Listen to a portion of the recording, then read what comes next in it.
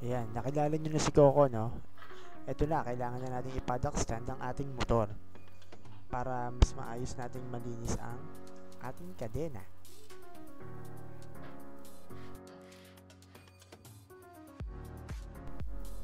Madali lang naman mag-paddock stand ng motor. So, ayan, nakikita nyo. Kailangan lang natin itapat yung dalawang parang hook dun sa ating spool.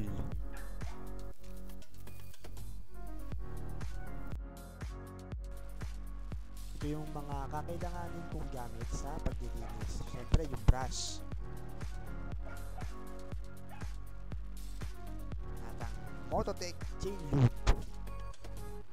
Mototech Chain Cleaner na patanggal ng mga langis.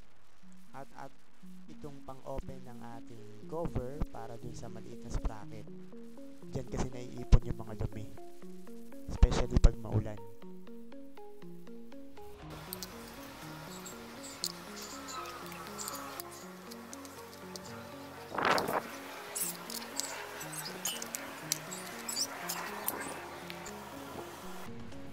Yan o, makikita tuyong-tuyo na yung kadena. Wala na siyang lubricant.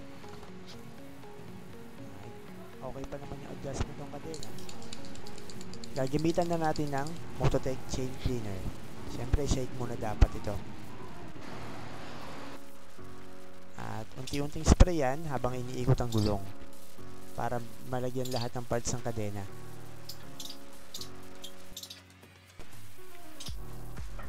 Yan. Dito sa paglilinis sa maliit na sprocket, huwag natin siya masyadong sprayan ng todo kasi may mga sensor dyan na pwede mag-cause ng check engine ng inyong mga motor. After application nitong chain cleaner, patagalin natin ng 5 to 10 minutes para mas madaling linisin, lumambot yung mga nanigit na langis o dating lubricant sa kadena. Ayan, i-brush lang habang umiikot pa rin yung mga gulong.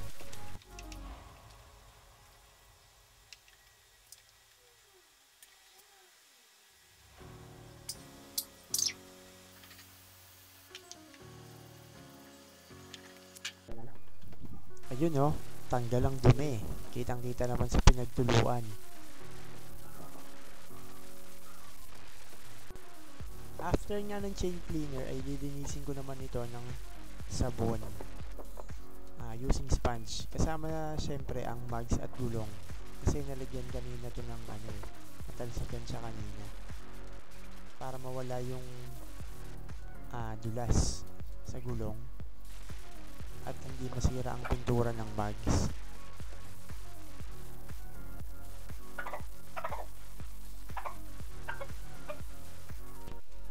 So yan, kuskusin lang na maigi yan para matanggal ang mga libag-libag na nakadikit dyan. Tapos isprayan ko naman to ng tubig.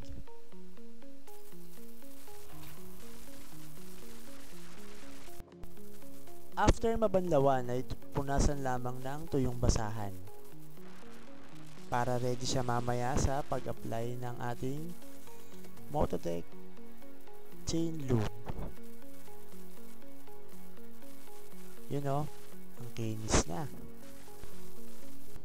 Ayan, ito na ang ating finale, ang application ng Chain Lube.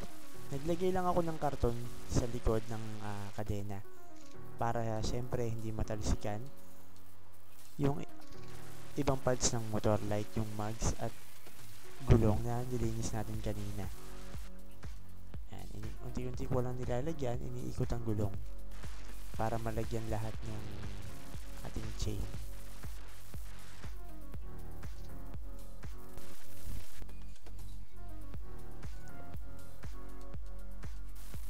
So ito na nga ang finished product. Madali lang naman at simple ang paglilinis ng kadena. Nakatipid pa tayo ng ating maintenance sa ating motor.